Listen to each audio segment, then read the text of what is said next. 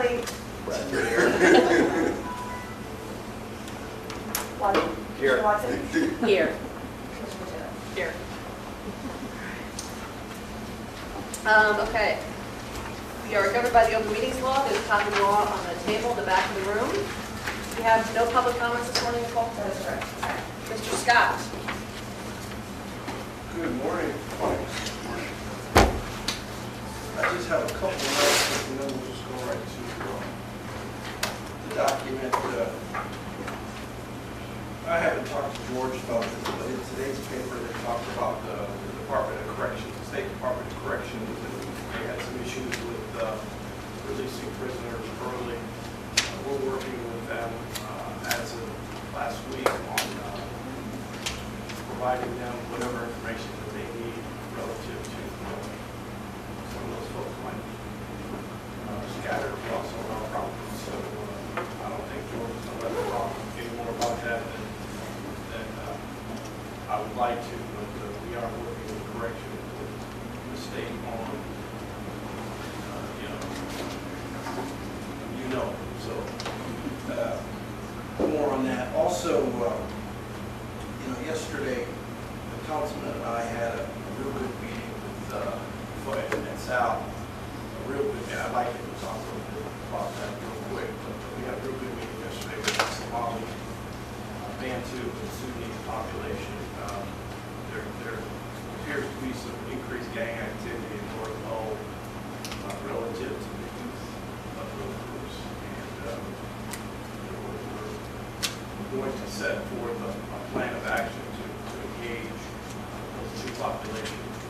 And quite frankly, we got an education yesterday on some of the challenges that they face, and a lot of it involves communication and having an understanding of some of the challenges that historically that people of color have gone through. So one of the councilmen in such a respectful meeting yesterday, and we're working going forward. Thank you, Cliff. First of all, and I'm going to be brief, but I had some concerns were brought to me about, some increasing gang activities, especially in some of our units, South Side specifically, and a couple of other our units. We have some concerns about Spencer and a couple of others as well. But the concern was raised that the Somali Bantu and the Sudanese young people were increasing their activity, and there were ongoing disputes between the two groups themselves, as well as some of the more indigenous populations where they've turned into illegal activity and so forth. We met with them yesterday. Clifford was, and Sal were gracious enough to join me in meeting with them at the council offices yesterday. And there were a series of things that we learned. We didn't know that there's discrimination kind of between the Somalis and the Bantus. I wasn't aware of that. And the Bantu community is like they're like the lower class group of individuals in Somalia, and the Bantus come from several different countries that make up the Somali Bantu, and so we learned a lot of things about just their culture and some of the issues that they face, but we really wanted to get a handle on the gang problem if we could. We're going to meet with, we've got a couple of young men who work with these young people regularly. We've got about 150 young men that usually are at North High School on Monday and Friday from 7 to 9, so we're going to be meeting with them. There's also a meeting of the elders of both groups in July, and Sal, Chris, and I plan to be at those meetings as well. But we're attempting to get a handle on it, and obviously language is a barrier. But we're going to try and work through the language barrier, and work through some of the other issues as well. So it's an issue that we want to get our hands around before it gets really difficult for us in the Housing Authority and in some of our city council districts. So we fashioned a solution. We talked about getting together. We talked about making sure that, every month we're doing something and talking to each other and making sure we're making those connections and having those conversations. So we will be moving forward with that, and as we do it, we'll be keeping this board informed as well as the council and others, because this is an issue that we don't get our arms around, and I think we're going to be in serious trouble long term. What are the age groups? Are they adults? No, we're talking about the same as what we're talking about with, some of our more indigenous, troublemakers. Their ages are surprisingly young and disappointingly young, 13, 14. And we're talking about up to probably about 24, 25 in some cases. But most of them fall within the categories that they're still in school, and many of them still reside in a lot of our units. And so, part of the reason we're trying to get a handle on it is that, and we are dealing with some young people that need an outlet. We should talk, because we're going to do something different with our South Omaha line, which is next to Southside Terrace. Mm-hmm. And we try to play a role, late night role. I think probably you ought to be part of the meeting group that we have. I think. On the 19th. On the July 19th. The 19th of July from, and they warned me, and I've already been through it a couple of times. When they tell you 12, they mean like closer to 1. Right. Okay, so it's supposed to be at 12. If I were you, I would be there probably about 12:45. And where? We're doing it at the Pavilion at the church. What's the name of the church? Yeah, actually, I don't have Could you just send front of me it, but I can Yeah. see it. Yeah, but I think it would be a good idea if you were there. And actually, I don't want to put this on Commissioner Watson, our vice chair, but I think NCAP ought to be represented. I was making a motion. That's the one. Okay. That's it. Thank you. So we'll just switch gears a little bit, folks. If you can, you guys can share, Yes, you got I've already looked on the side,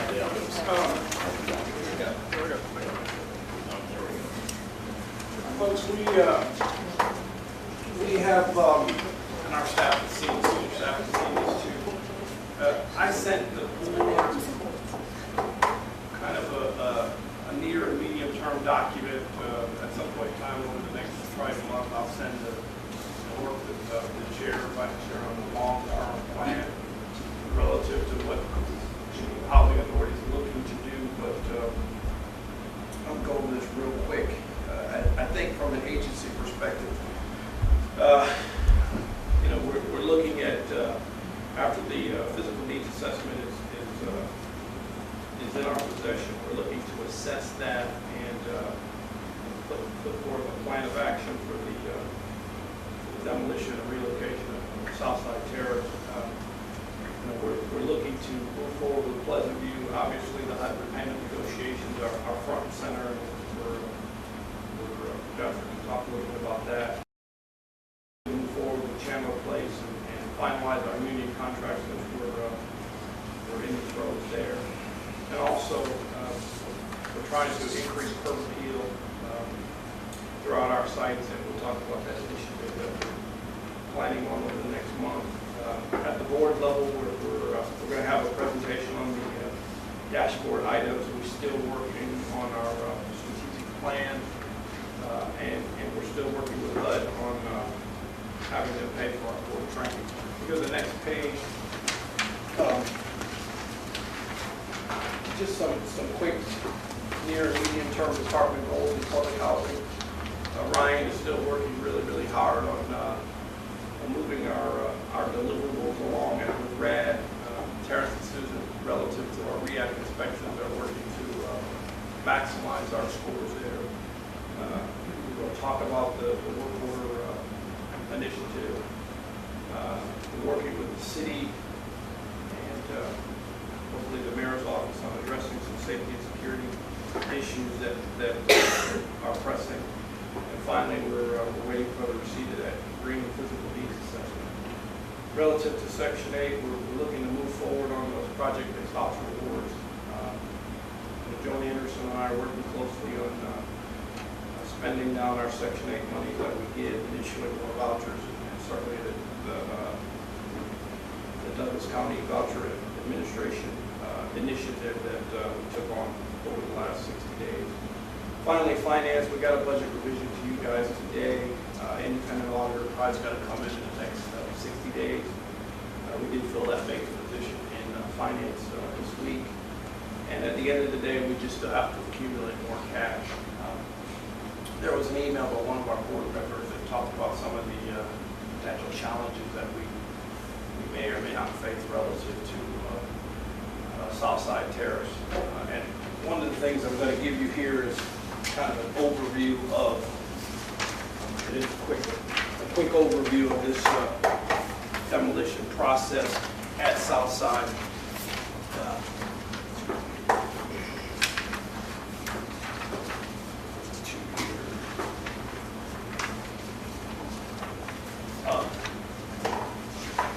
Real quick,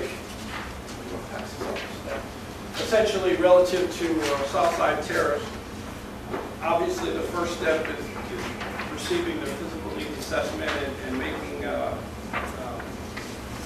determination how viable the property is. The biggest threshold is called functional obsolescence. HUD will not allow a housing authority to move forward on any property relative to demolition unless that property is deemed functionally obsolete. So we'll analyze the physical needs of that property and make a decision. Second page,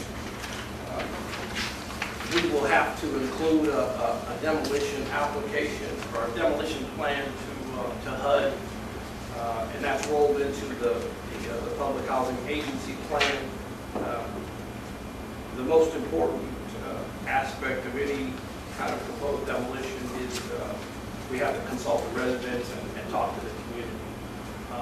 Seeing that we've had some challenges with some of our demolitions in the past, it is very important that we lay out strategically what our goals, our intentions, and post demolition. I know that I've gotten an earful on some of the mistakes that we made in embarking on some things that today are viable for us to do economically. So it's important that we tell this community, this is what we're going to do, this is the need, and this is how we're going to do it. And really, at the end of the day, follow through with that. There are some local government consultations that we have to engage legally, and also at the end of the day, the board has to approve the PHA plan. If we go to the next page, thereafter, once that PHA plan is submitted to our local HUD for approval, then we again have to tell the community, and we have to get input and feedback from our resident population and board. And then after the feds at the local level approve the PHA plan, we have to send it to Chicago Learning. It's called the Special Application Center, which we're pretty familiar with Pleasant here. Last page, after the Special Application Center, SAC approves the application, we again have to talk to the residents and the community. And then we embark upon relocation meetings and feedback, and we have to have a plan. Then we relocate the residents and we demolish the property. So that's kind of the quick synopsis of what happens in a demolition.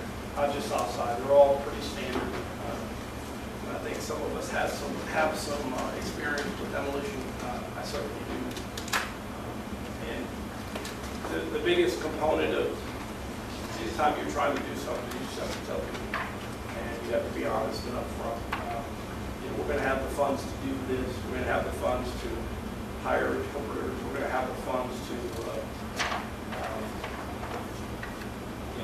make the decision and move forward with it. And HUD's going to mandate that you have the funds. They won't let you do it. So this is interesting. You folks brought us in here to do big things. And the mayor, the vice mayor, he brought this board on to do big things. And this may not be popular with some people in the community, and it may be extremely popular with others. But we were put on this board to make a difference and improve lives. Once this GPNet comes back, if we have the ability to do this, this is probably in our best interest. This authority and willingness. So I'll take some questions and come back on this. I would say just first and foremost, what the board should see, and I think this is kind of the first time publicly we've had a conversation about doing this, so I want to first of all say, this is not a quick process. As most of us know from everything that gets done, particularly through federal agencies and all the approvals that are needed, this is not like something's going to happen in the next 3 months. This is a long process that will go through an extensive amount of review and analysis and approval, both at the senior staff level, board level, agency level, local HUD, regional HUD, city, community. This will have input from all aspects, because this is a huge property. We have a large number of residents that are there, so it's an extremely important piece of housing that we have, but also, as I think we have discussed over the years, I think you were Len, I can remember being 2 years ago in a meeting discussing one of the kind of our goals for the agency, and one of it was rehabilitation of obsolete properties, and Southside was at the top of that list. It's something we've been talking about for quite some time internally. So it's something we've identified as, I think the word is probably functionally obsolete is a good one. But it's a long process and go through a number of levels of review, and those levels of review are not just about demolition, but will also be about how we replace, what we do with that property, whether or not there are a number of options for that property itself, and whether or not we use it, we sell it, use part of it, move somewhere else. The options are wide. I'm sure Ryan has lots of ideas and is very excited about the opportunities. But there are things that we will do with it afterwards. But we will be discussing that as we go through the demolition application process too. So all this will go on in the next year and a half as we go through this process, a couple of years, yeah. So I just wanted to make that clear, since this is really the first time we've publicly discussed. I don't want anyone running around going, we're going to knock down Southside next month. So that's not that's not it. This is going to take a lot of time, and it will be a very careful, considered effort that we will do with community input. I'm glad that we have Jamie, Councilman Len. Anyway, so I just wanted to make that very clear as we start. So that you have a couple comments. Yeah, Madam Chair, if you don't mind. We had a brief conference call earlier in the week, the chairperson and our chair and Cliff and I, because I wanted to make sure that, we were cautious about what we did, not in any opposition, because I think it's, and as I mentioned to our chair, I think tearing down the South Side is not only necessary, I think it's critical. We've got to get that done, but we've got to be careful in how we do it. In the past, and I think, George, you may not have been in OHA at the time, but I know you're aware of all that went down. So, we attempted scattered site housing that didn't go very well the first time we tore down Logan Continental Apartments. That almost was a disaster the way it went down, because we lost a lot of individuals. A lot of individuals got lost in the cracks. When we did the same thing with Pleasant View and Hilltop, some of the same things occurred. Our chairperson was accurate and right when she said we've got to be really careful. This is going to take a period of time. The one thing that I would caution us about is because one of the avenues that we're looking at is potentially increasing our Section 8, our Section 8 vouchers. And if we do that, we need to really be careful about making sure that we're not storing Section 8 housing in a certain district or in a certain part of town or anything like that, because one of the concerns that has always been raised, especially on the eastern part of the city, is that there's too much Section 8, and specifically my district and Councilmember Gannett's district, and they're starting to increase in Councilmember Jerem's district, and he's getting a little concerned about the Section 8. There are a couple of things, or there are a couple of ordinances that I know we're looking at to address problem houses, but we want to do that in conjunction with, Jamie and I have been working very closely on the land bank, and I think there's going to be some opportunities with a couple of the ordinances that we'll hopefully introduce that I'm also going to be bring it before this board for us to adopt as well at some point. But, you know, we have to get a handle on, you know, not only the Section 8, and I think we're doing a good job there, but I think the bad rap continues to be there in a lot of instances, and we've got to work our way past that. So knowing that those are the areas that we need to really be concerned about and making sure that we're communicating correctly, I think knowing those things helps us down the road. Well, that actually dovetails quite nicely into a presentation that we're going to run here shortly. So. My comments, thank you. Yeah, no, and that's, and I think we all appreciate that. We've had a number of conversations about decentralization, and that will be part of, a heavy part of our conversations about what we do moving forward. So, and as we discussed Monday, I think that's, we have a responsibility to the city to make sure that we undertake any replacement or any redevelopment in a careful, considered manner that's not only for our clientele, but also for the community that they live in as well. So, you had talked about, the importance of the community engagement piece throughout all of this, and now that this is kind of being discussed publicly, what do we think is the need around crafting a communication strategy, messaging, elevator speech around, no, we don't have anything solidified, but we know how this is going to take a long time and this is going to snowball over time, and do we have any kind of messaging points that we can be equipping our staff to talk with residents about as this gets out, or with the media, or I mean, just those types of things to be. that's what I just said now. I'm just thinking, it sounds like in the past it's been a challenge, and so do we want to try to get ahead of that? Jennifer and I can certainly work on that really quickly. I think that this will be disseminated after this meeting to the public, to the general public. Without giving a media strategy right now, I mean, we're going to explore our options with that property, and clearly once our physical needs assessment is see to that, and some of the recommendations. And the chair and I can, the good thing about that article in the newspaper 45 days ago really talked about the age of our property. That cartoon that was in the World Arrow political cartoon, talked about our funds and our needs, and make people have to some degree an understanding of that. But we don't have any issues with working together. No, we'll put something together, and it'll be very similar to what we've discussed here, which is this is an 18 to 24-month process. We will have numerous levels and layers of both resident, community, local leadership, interaction and conversation throughout the process, not only with regard to demolition, but also as it relates to redevelopment of the property or replacement of the house. When you have this type of information now go forth, and I know, the need for the communication strategy, what should we expect from the tenants with this news going forward? Should there be an expectation of an increase in crime in the facility, attitude changes about the property, the vacancy list?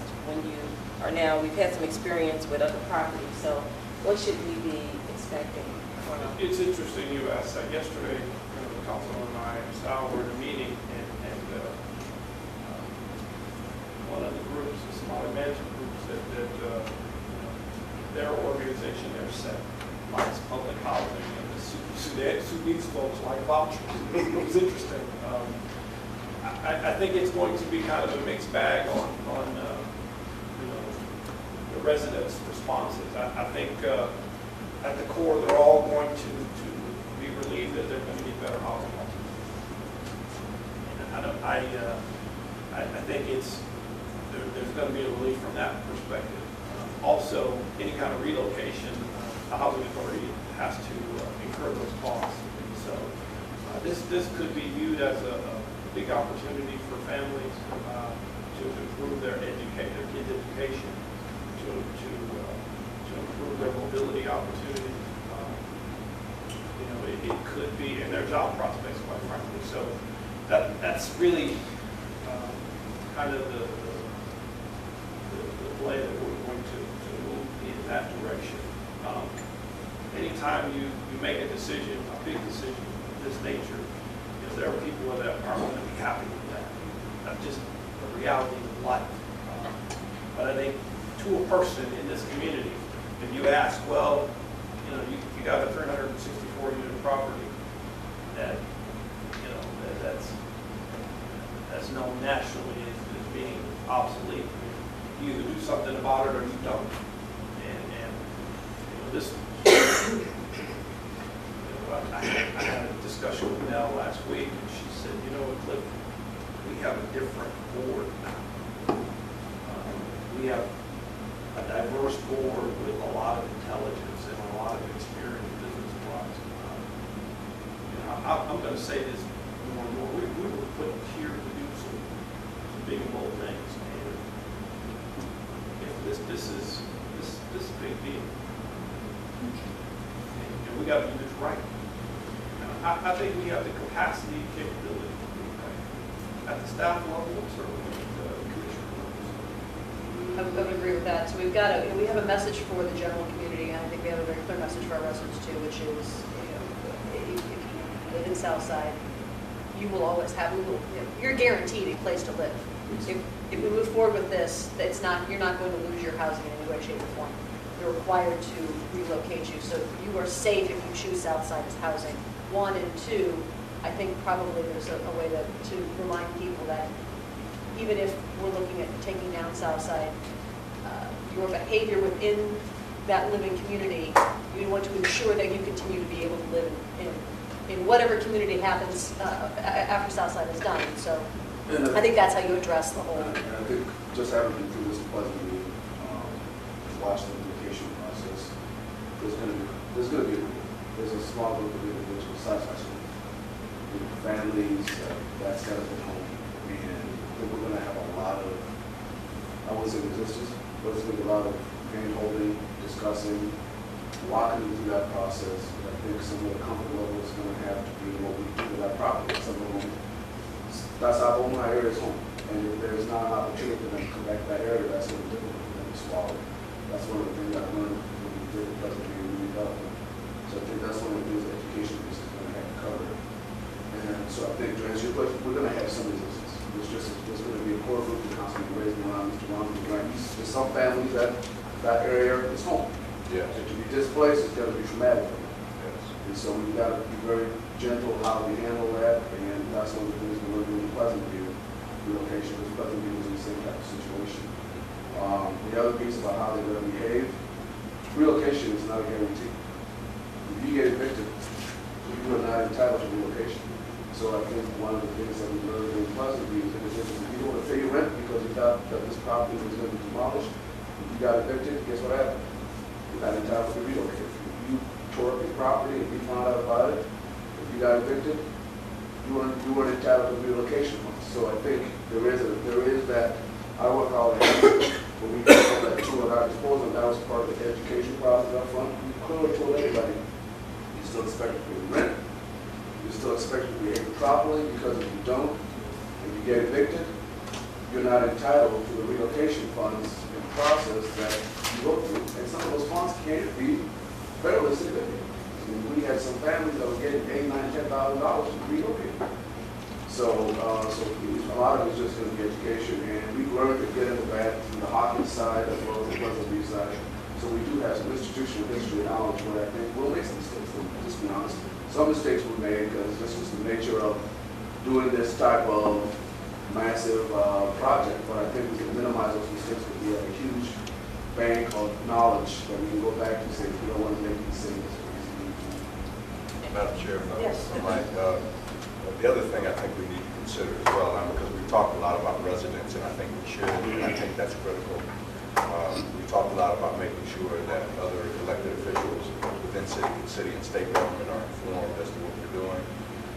But the other thing we have to do, and Joan, I'll ask you to chime in if you think you need to, but we've got to, if we're talking about replacing a lot of this with Section 8, we got to make landlords comfortable too, because they get a bad feeling about the term Section 8 without understanding, some of the things we do you know, to make sure that we're trying to fit the best residents in some of those places. So I think as we move forward with this, I think it's going to be also critical that we have conversations with landlord associations and others.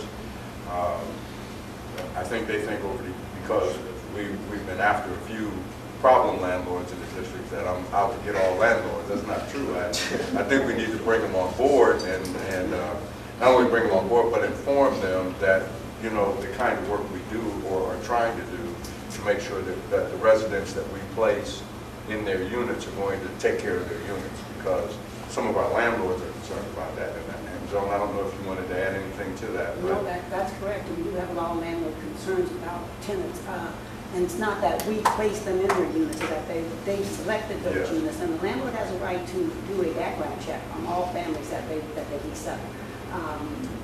What we would like to do is to see more of our families that are going to be displacing from the south side move to other areas instead of, like you said, in a particular section, and we just need to move them out to different areas. So we need to make those areas available for them, you know, as a housing authority. One thing, just to echo what Joe was saying, we gave you guys a budget revision document. If you look at the section 8 operating component, we think that's about $700 additional dollars just in this fiscal year. More than likely, we're going to have a hard time spending all that money when we talk about that in finance. So we're going to have to be very aggressive in providing rent increases to landlords, raising utility allowance, as well as issuing all the vouchers that we have in our stable. So we think that's going to be some assistance, more money that landlords get. Hopefully, they put it back into their property, and that's an area which you can articulate to your landlord network, folks that you deal with. You know, as a Section 8 landlord, I'm sure some of you folks have been, and I know some of our staff have been Section 8 landlords. One of the things that we have to impress upon our participants, landlords make business decisions, and you either are going to have a good tenant or you're not. And you're not going to take a tenant if you think that tenant's going to tear up your property. That doesn't have anything to do with Section 8 occupancy. That's any tenant. So we need to start pressing that upon our people we serve. These are business decisions that people make, and ultimately, and this is not just here on Omaha, it's everywhere. There has to be some responsibility on both sides that have a contract. And right now, our pendulum seems to be just on the landlord. I've had those conversations with folks in Washington, including the delivery of the Section 8 program and making voucher participants more accountable.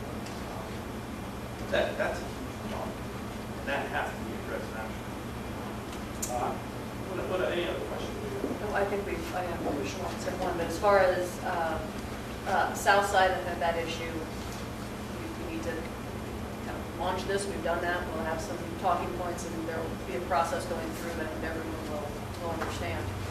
But at least it's out there. Commissioner Watson. Just two items.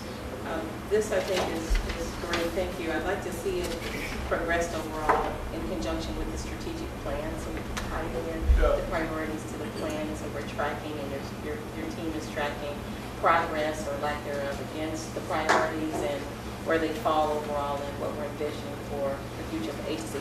And then in relationship to the union contract, can you just help me understand the process with that and the relationship of the negotiations process with the board? It's not coming through personnel committee. So how do the negotiations take place? At what point does the board then have involvement with the contract and contract negotiations? I mean, does it just take place at the organizational level, and then it's to us to approve at the final point? Is it in a committee somewhere? It's not at personnel, so is it in another committee somewhere? The way I think we originally had it done is that traditional way it's done is staff negotiates the contract. Then there's always an agreement between the two parties, subject to approval, then it should be subject to the approval of the board. So what we will traditionally do is then the contract is kind of agreed to by the negotiators. We bring it forward to personnel committee first for their approval or review, and ultimately they recommend approval, and we bring it to the full board. So we've been talking about it for a while. What's the timing of this? So when, It varies from year to year depending on the nature of the structure of the negotiations. Some years it's been done fairly quickly, it goes to 3 months a quarter. And some years it's been the end of the year when we're finally having a agreed on contract. And so this year we're probably looking at that end of the year. Doing what those agreed, it's probably going to be fourth quarter, probably. We probably did something to you, because part of the hiccup is they want to trump the contract, so whatever we pay to you, we work it out. Necessarily 14 or 15 this year, so that's part of it. so we cover what time frame? The 2 years would be from what to what? This year, January 1. January 1/1/2014 fiscal through year. 12/31. Thank you. Any other questions? Just one other thing I wanted to, not a question, I just wanted to remind, I don't want us to forget about the fact that we're trying to talk about security, some of our housing with the Omaha Police Department. Part of the reason for that intervention that we did yesterday was, I'm not very optimistic that there's going to be money in the city budget to, place officers in some of our units on an ongoing basis. Right now, we're staffing, our staff, police staff, is right now at about 1985 levels. So we've got to work to get that up. As a result of that, we can't do it very quickly. So we're going through a process of bringing on about 35 officers now, and we've got another recruit class that will be in July of next year. But that'll get us up to the 820 strength. But I'm not convinced that would be enough for the police chief and others to feel as though they can pull off some of their officers to work extensively in our area. So that was part of the reason for the intervention as well. But I think we ought to continue to ask for it. I'm not expecting that we'll get much, if anything, out of the 2015 budget. But if we're asking for it now, and we're talking about it now, there's a good possibility that we can do something, through the city in the 2016 budget. But I think we got to do it. I think we got to ask for it. I had a conversation with the chief yesterday. We echo those same sentiments. We want to engage the mayor's office and pretty soon with the help of the chair and you're right, this budget process is pretty much 99% done. But we got to make a case on this. We have to educate the city. The chair, George and I, are going to meet with the city council's public safety committee here July 15th to make sure that they understand some of our challenges relative to safety and security. So we're all clear. We have not had any violent activity in our properties this summer. But we still have to be proactive like other housing authorities are doing, namely New York City, to partner with their municipalities to address this issue. Because at the end of the day, it's not going away. And as HUD continues to fund us less operational, we have to make sure that we're covering ourselves on this issue. So we're going to be talking to the mayor and moving forward.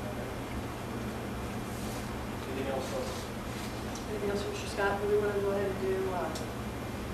Oh, Lynn, you want Yeah, to? it dovetails really well with what Commissioner Gray was talking about. Would you get the lights back there? Is that up here?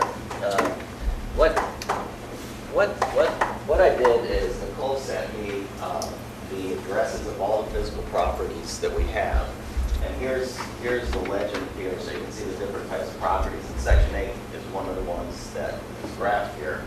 And the first key thing here is look at our scope. And I'm going to zoom this in, zoom this out in so you can see specifics. But when we talk about the housing authority and the fact that we're the largest provider of housing in the state, that really makes a message, I think, that a lot of people probably don't even recognize. But, so here's the legend. And let's take a look at that misperception about Section 8, because there is a misperception when we see this in real time here. So I'm going to zoom in. And as I zoom in, you can start to see all that pink is Section 8. And so you've got some Section 8 down here. We've got obviously North Omaha, South Omaha, but look at that 680 corridor. So when people say, well, it's just in the city, urban areas, well, guess what? It isn't. And it just shows you kind of the scope of where we are. And again, like we can zoom this in as far as you want. Here's the towers, some of our towers. But you can start to see as we go westward where Section 8 really is. And it is more than just North and South Omaha. So I think as we look at the future, and when we have the naysayers who say, well, we're concerned about Section 8, we can use data like this to really create a message that it's more than just in that geographic area. I think you can see that we're heavy, we are heavy in the eastern quadrants, but it doesn't negate the fact that we do have a substantial amount of Section 8 utilization in northwest and southwest areas. I think using data to tell our story is the most compelling argument you can make any day of the week. And this is fantastic. I love this. And I would offer that we have resources at our disposal here local with UNO. They have an excellent GIS department that has offered time and time again the chamber to assist with any data collection and analysis that we need around GIS and information like this. And I think it'd be really worth our time and energy as we continue moving forward with our strategic plan and Southside Terrace and these other initiatives to engage them on taking data that we have publicly available on our residents, on our locations, and really doing more in-depth analysis to dig deeper on what it starts to outline. We have it Yep. what types of Density of units, demographics of our residents, income information, and just start overlaying this so we can start narrowing in on crime rates, really dicing and using that data to help inform our strategy. Thank So you. anyway, but you're interested in seeing this. What were the other items that you had in your legend? Oh, let me pull that budget back up. Public housing. Sorry. Scattered sites, tower, Yeah.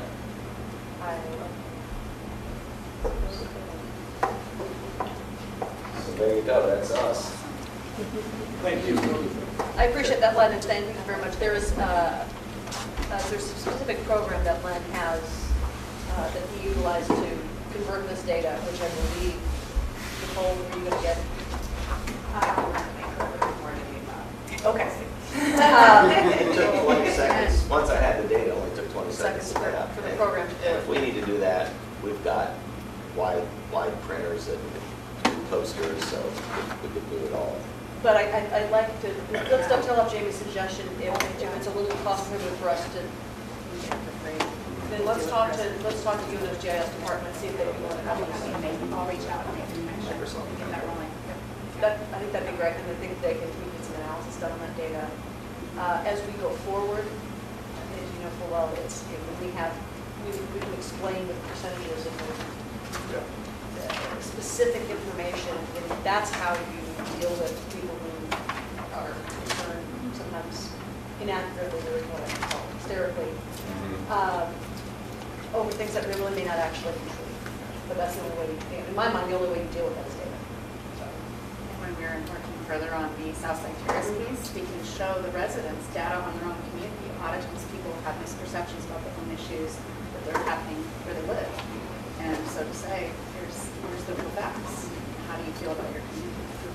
You know, there are some initiatives underway right now with Douglas County Health where we've been doing some mapping through that as well, just looking at also access to healthcare and healthcare in general, and some of the things going on through affordable care, the Affordable Care Act and so forth.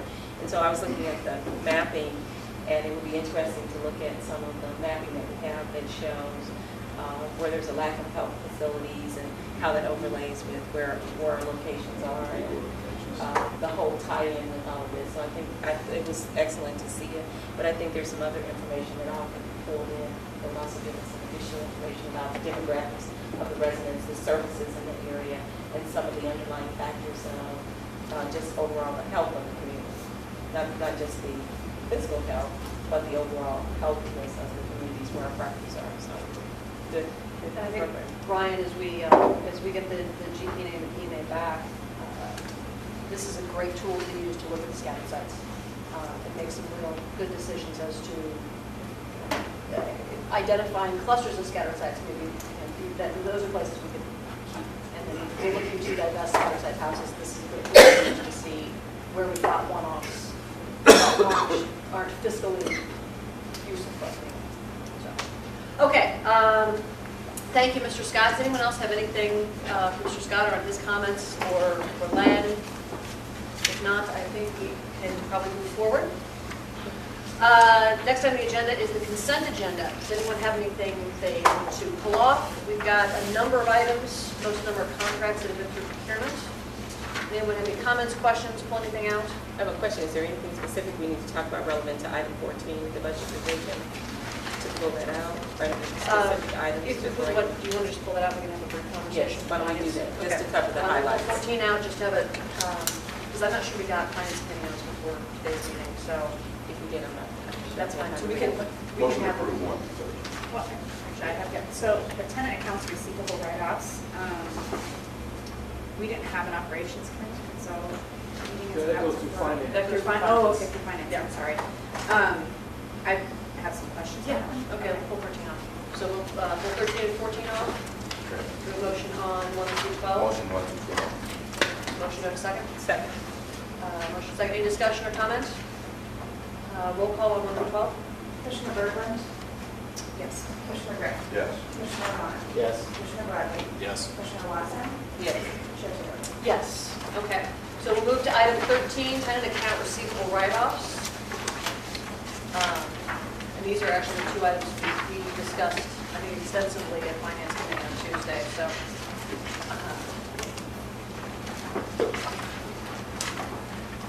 Okay. Well, I just have questions, wanting more information, more details. So we have 118,000 that's being written off or effectively written off, or 110,000 on 118 units. So the average is $933, but then, what's kind of the range and what's kind of the story? I guess I'm just looking for more information to understand, and we did this last in December, so I wasn't here, and does this happen every quarter? And are we in a place where we can maybe get some more information on a regular basis to kind of understand what that picture looks like? that was exactly the conversation we had on Tuesday. Okay.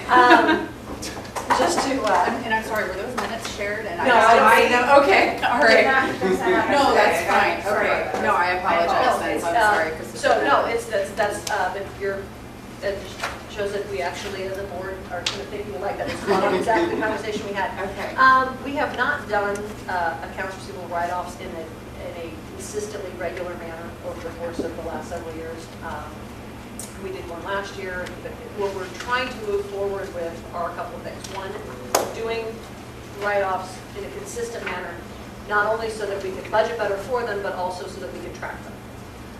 The other thing we discussed was I asked Michael and George and staff to go historically back a few years, pull our accounts receivable data. I wanted to ask basically, we look not only historically, but also can we break it down by AMP, by property, so we can understand where, specifically, this is useful to Terrence and Susan, specifically where are our problem child, properties, where are we having the most problem getting collections, where are we having the most, evictions for non-payment, et cetera. So we don't, to answer your question, and it's not a lot of information we have at hand right now, but it actually is something we have specifically talked to staff about as far as collecting that and putting together an analysis so that we can understand not only historically how we're doing that, where our problems are, but also the third piece that we discussed on Tuesday was looking at the national housing authorities across the country. What are their write-offs look like? How much are they writing off? Percentages, et cetera, so that we can get a feeling for how we're doing it based on how other people are doing it. And then moving forward, doing write-offs in a consistent, trackable manner. Does that sound accurate too? Yeah, just to dovetail on what the chair said. Housing Authority budget about $382,000 a year for this process. We, as one of our commissioners said, it's essentially the cost of doing business. I think George and Susan and Terrence can talk about how extensively we work with our resident population to make the situation, to make the whole. But at the end of the day, we have a portion of folks that don't pay the rent, we have to pay. Just so everybody's aware, in September, the Housing Authority will be taking rent payments at the sites. And we are exploring that opportunity of taking credit card payments as well. So we hope that's going to improve or lessen the amount of write-offs that we have every month. That's going to happen over the course. And just because it's a cost of doing business, just because it's a cost of doing business doesn't mean it's not a cost that we can't look at and do every other cost of doing business. It's very measurable. Yeah, how we can, but also how we can trim it, how we can deal with it, how we can get it down.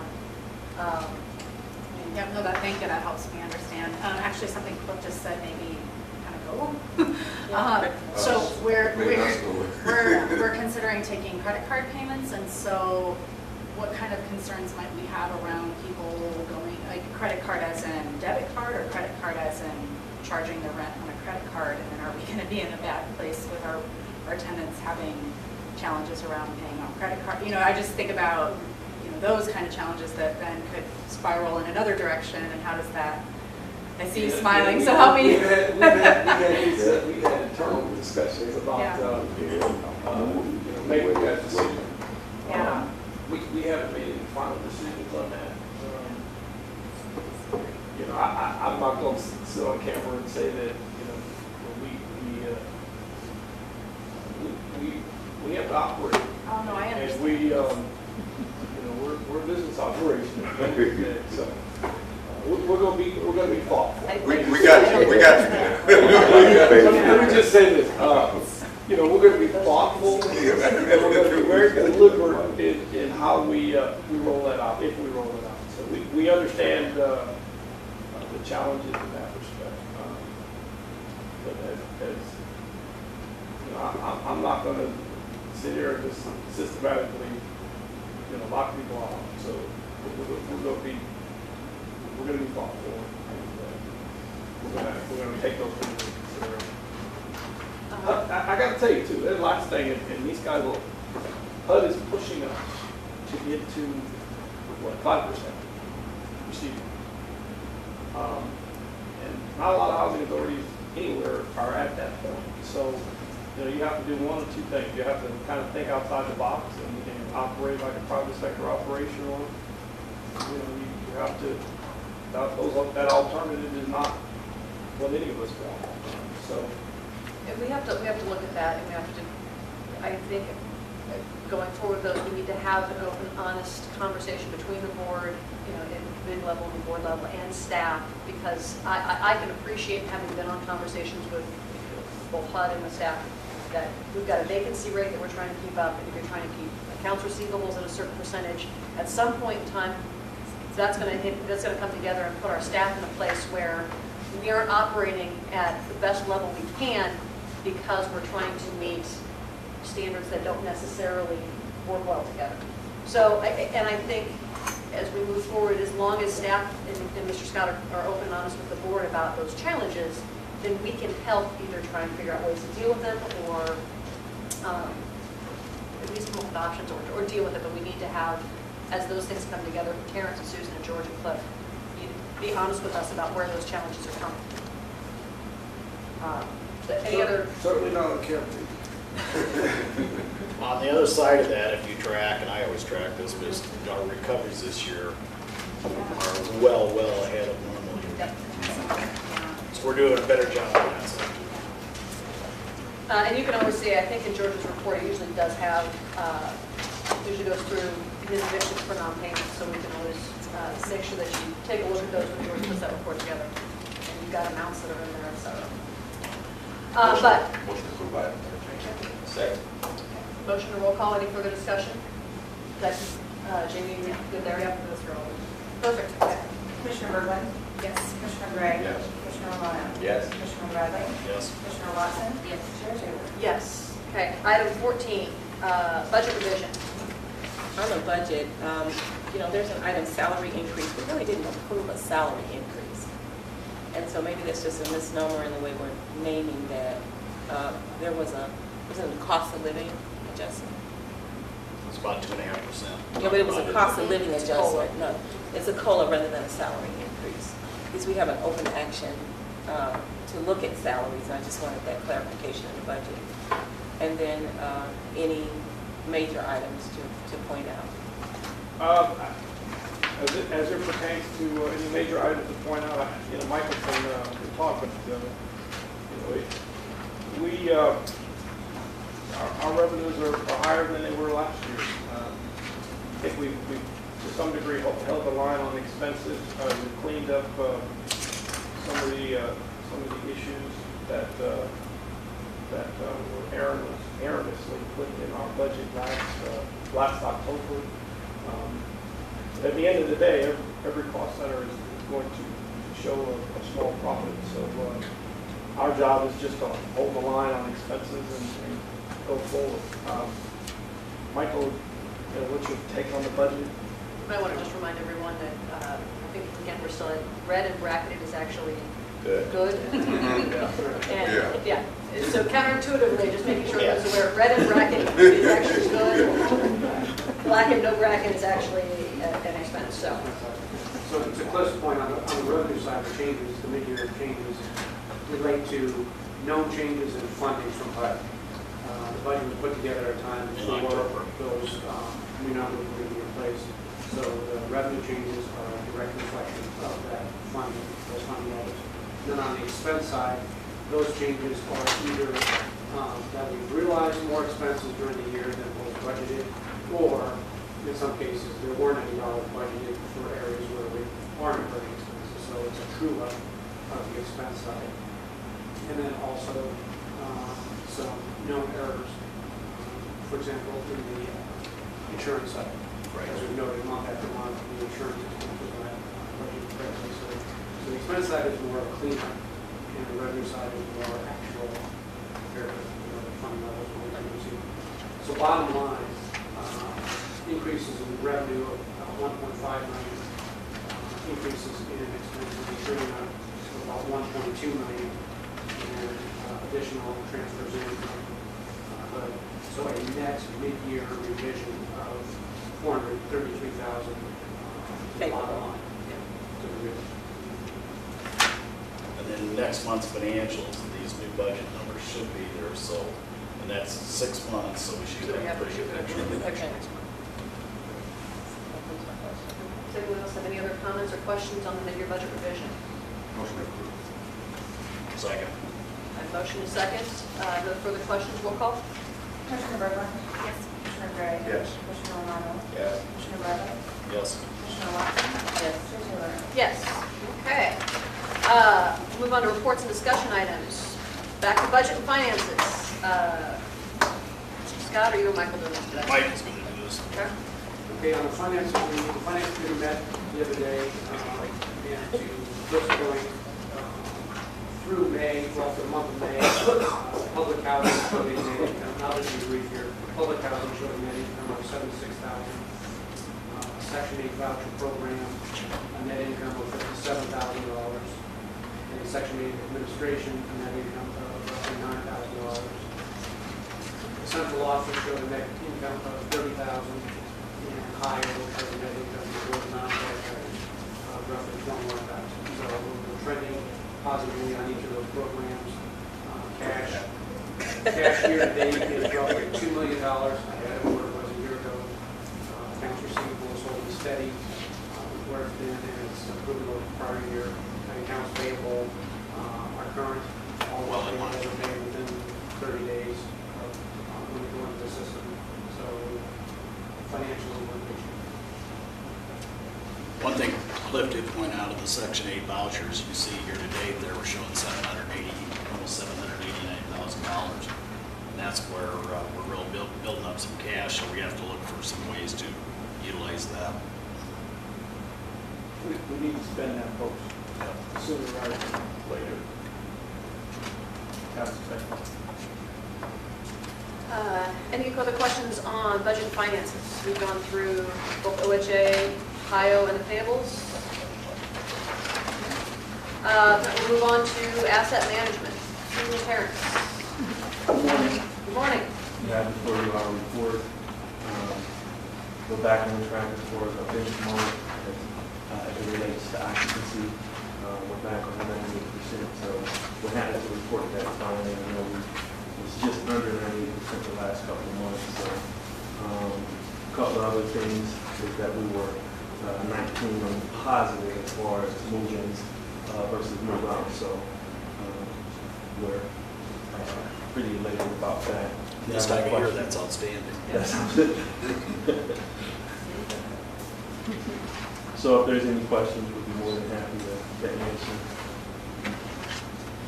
I just want to mention on the Ohio side, traffic for our applicants for those properties are Section 8, take the word of mouth, and between the word of mouth and our advertising, we've got several families ready to lease up once we have our inspections passed. So we'll see a change in that occupancy. Great.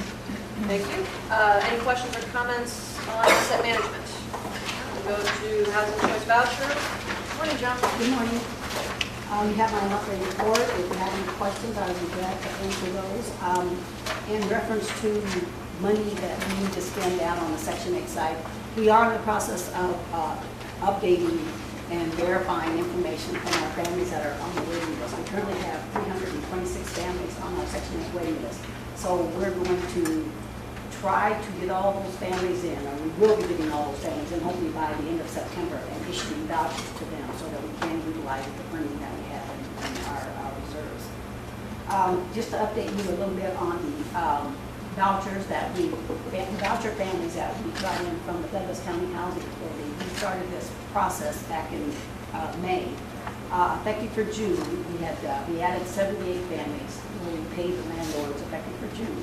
And then effective for July, we added an additional 103 families. So we have all the families in our system and we're ready to pay landlords on both those from June and July with our July payments. Great. Just a real quick question, Joan. I have received a couple of phone calls about people who are having difficulty finding living spaces with their voucher. I've only had a couple, but I hope we're not trending in that direction where more and more people are having difficulty finding living accommodation. Yeah, I had a couple phone calls myself yesterday that a lady was having trouble finding because of a one-bedroom, and she was actually looking for a one-bedroom house. Well, we all know that a one-bedroom house is kind of hard to find. Yeah. And so when you have a one-bedroom voucher and you try to lease up in a two-bedroom unit, it makes it difficult because it's not affordable. Families at initial lease up on transfer, or whether it's a transfer or a new admission, they have to pay at least 30% of their income for rent and no more than 40. Otherwise, the unit's not affordable for them. So what we've done is we have provided them with listings of apartment complexes that we know that it may not be a house, it may be an apartment, but sometimes we have to make an adjustment for things like that. So we are trying to assist those families whenever we do receive those phone calls. Thank you. we kind of brushed over this, but our PBV that we just approved, and we've never, have we done this in Omaha before? No. Should we do some type of a communication We to the will, media? we on will that? after, It could start to get us in the forefront, because I think that's huge. big time, yeah, Are you waiting until we kind of go through the rest of the applications? let's go approve this deal. So I we're understand. gonna wait until they give us the okay to move forward. Essentially, in that process, we score the application and we submit the file directly to HUD. Then they perform their due diligence in Washington, and then they send it to the locals, and locals send us a letter saying move forward. So thereafter, when the locals send us that letter, move forward, tell us, but you're right, this is a big deal, big deal. Essentially, we're going to be able to cut some ribbons and things, so that's what we look for Right. in our business. Okay, Ohio. Did not meet last week, so, does anyone have any questions on Ohio? We'll get to an update on Chandler when we get to Ryan. Looking forward to support department reports, so, Ryan? Good morning, Commissioners. Before you get my report, just to touch on a couple of quick things. I'm still working with the contractor on the PCA report.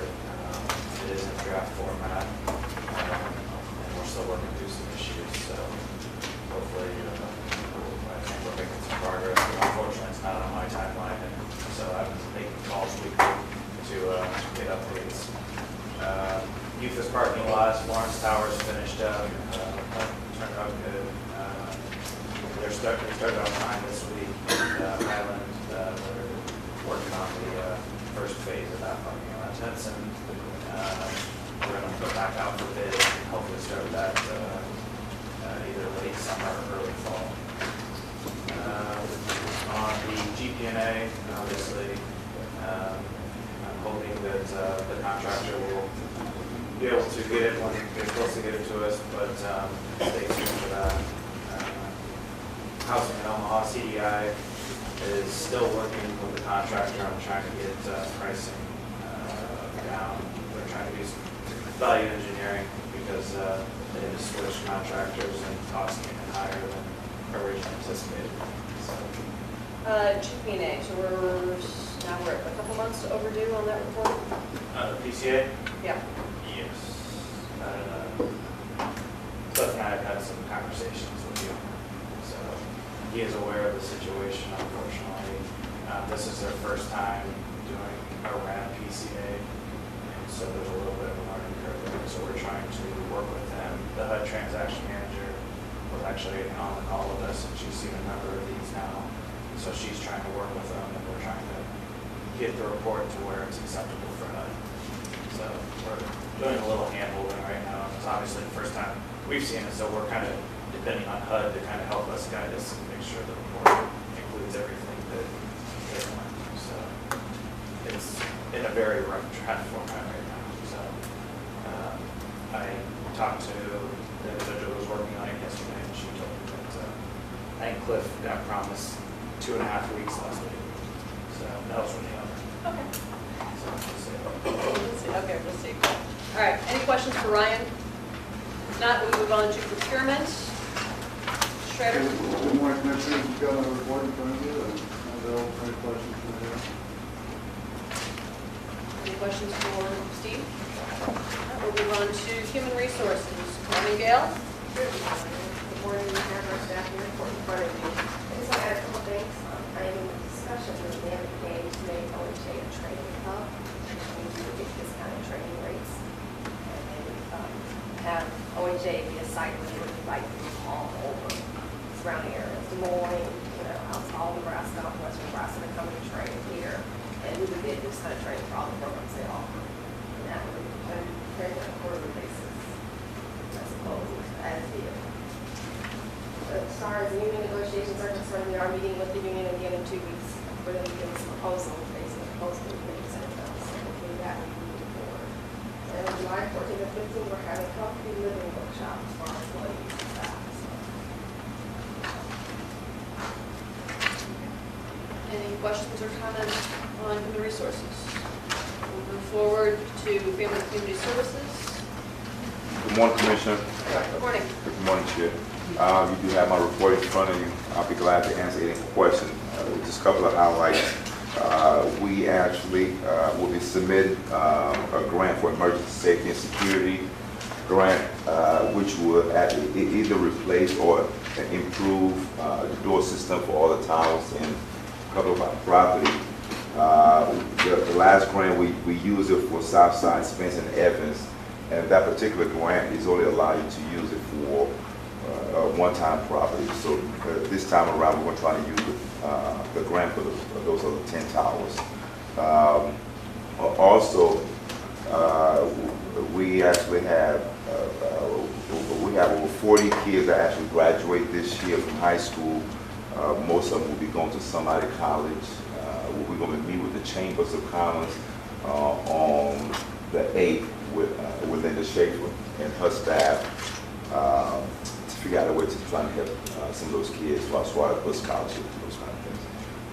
We hosted Cliff and George actually came to the National HUD Father's Day event, which was we had over 200 kids that was attended. We had a few pictures that was sent to the board, I think, through Nicole.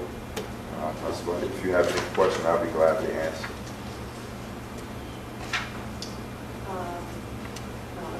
This actually should ask for Nicole. Have we made any progress on working with Project Harmony on those the class they have we discussed as far as? Okay. Can you give us an update next month on where we are on that? Like you mentioned, we had 2 staff that actually attended a workshop last month that was coordinated by UNL Extension. So we can get you some report on that at the next board. Thank you, Sal. Any other questions or comments for Sal? Not public safety. This is not here, so I'll have it qualified on this one. You have a report before you. Just as an update, we do have a monthly meeting with OBD, and so one of the responsible grade. They have a game that is at those meetings, so we're just asking some information that we guys can share regarding what he sees in terms of increased activity involved in the movement. So that's priority next month's meeting. Anything else on public safety? George again? Legal? Legal, we have a report before you. Number 4, I think that's granted in our favor, that's going to be dismissed. In regards to number 3, that's probably going to, I've got to figure out what we need to do there strategically. We had a motion filed before the judge, asked the judge to interpret our rights, the rights of parties. It was kind of a joint motion between the parties, and Cam West, I'll just say, I know it came back that either one of us discretion had to make no sense because he told us other side nothing. So we're determining what our next step is going to be moving forward. Next, I think we're probably going to go back to the judge and ask him to clarify his ruling moving forward. So I'll get the questions we have about that. But I think you'll see some increased activity in that in the next 30 to 60 days. Other than that, there's been no new significant litigation or discrimination complaints filed. You have the additional report before you. June, as you can see, June is a very light month on the non-payment cases and criminal and lease violation cases. Anyone have any other questions or comments for George? If not, we can, is everyone going to take a small break before we do the demonstration? About 15 minutes, is that? How long? Yeah, 15 minutes. Yeah, we can get it, if you want to break, we can get set up. Yeah, why don't we take a 5-minute break and get set up for the oral demonstration, and then that should be the conclusion of our meeting.